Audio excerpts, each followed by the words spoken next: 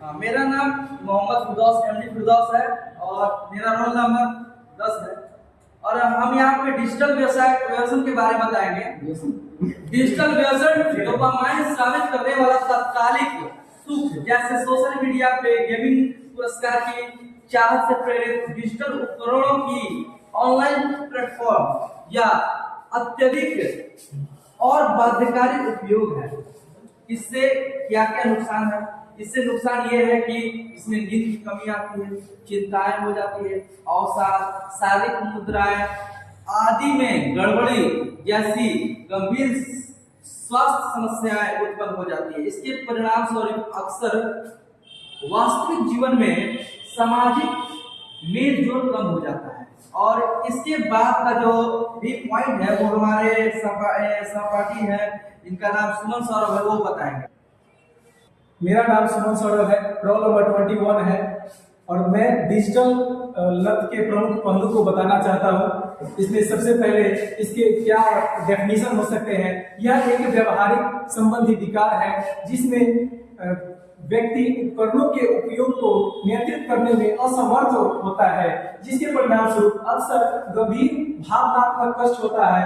और digital platform अंतहीन scrolling जैसी सुविधाओं के साथ डिजाइन किए गए हैं ताकि उपयोगकर्ता का समय अधिकतम हो सके, जिसके कारण एक औसत जो प्रतिदिन लगभग 344 बार स्क्रॉल करता है। इसके प्रकार को हम समझेंगे। प्रकार सामान्य रूपों में सोशल मीडिया की लत, ऑनलाइन गेमिंग विकार और स्मार्टफोन का अत्यधिक उपयोग इसमें शामिल है। और इसका स्वास्थ्य पर कैसा प्रभाव पड़ता है इसके बारे में हम जानना चाहते हैं। इसके बारे में जो स्वास्थ्य पर प्रभाव पड़ता है, लंबे समय तक इसके संपर्क में आने से आंखों में तनाव उत्पन्न होता है, मोटापा, शरीर की मुद्रा में गड़बड़ी और विशेष रूप से नींद की कमी हो सकती है। किशोरों में चिंता, अवसाद और गंभीर मामलों में आत्महत्या के विचार का भी खतरा बढ़ सकता है। इसका प्रचलन क्या होता है जी? तो यह एक बढ़ती हुई वैश्विक समस्या है और अध्ययनों से पता चलता है कि इसका प्रचलन काफी भिन्न है। भारत में अध्ययनों से यह पता चलता है कि यह लगभग 1.3% है, जबकि अन्य क्षेत्रों में युवाओं के बीच इसकी काफी अधिकता रहा है। और इसके आगे डिजिटल एडिक्शन के बारे में हमारे सहपाठी मुकेश कुमार बताएंगे। मेरा नाम मुकेश कुमार है और रोल नंबर 23 है। तो अभी जिस टॉपिक पे बात चल रहा है उसका नाम है डिजिटल एडिक्शन। इस बारे में हमारे सहपाठी जैसा कि मिस्टर फिरदौस और मिस्टर सुमन जी बताए हैं, उसी क्रम में मैं इसके बचने के क्या समाधान और क्या उपचार है उस बात को हम आप लोगों के समक्ष रखना चाहते हैं।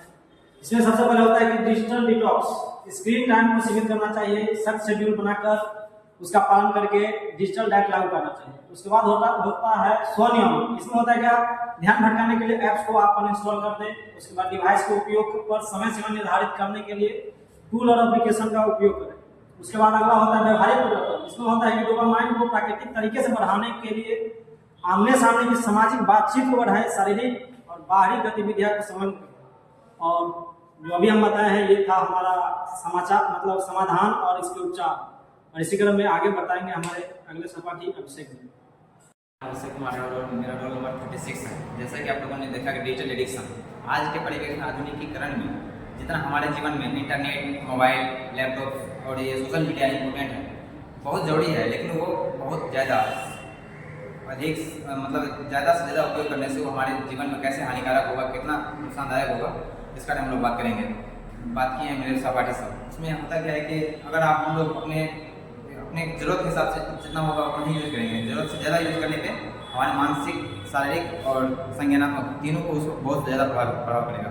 डिजिटल तकनीक हमारे जीवन का महत्वपूर्ण हिस्सा है, लेकिन इसका अधिक उपयोग करने से हमारे जीवन को बहुत ही ज़्यादा नुकसानदायक हो सकता है। इसलिए हमें इसका उपयोग संतुलित और जिम्मेदारी के साथ करना चाहिए। स्कूल में हम लोग जागरूकता फैला सकते हैं, समाज में हम लोग जागरूकता फैला सकते हैं कि इसको कैसे कंट्रोल कर सकते हैं, कैसे नियंत्रित कर सकते हैं। उसके पेरेंट्स के बच्चों, आज के बच्चों के पेरेंट्स से, उसके टीचरों से उसको बातचीत कर सकते हैं कि उसका मोबाइल का उपयोग बहुत कम से कम करने दें। बच्चों को खेल कूद में, एक्टिविटी में ज़्यादा इन्वॉल्व रखें, फोन से जितना ज़्यादा से ज़्यादा हो सके दूर करें। धन्यवाद।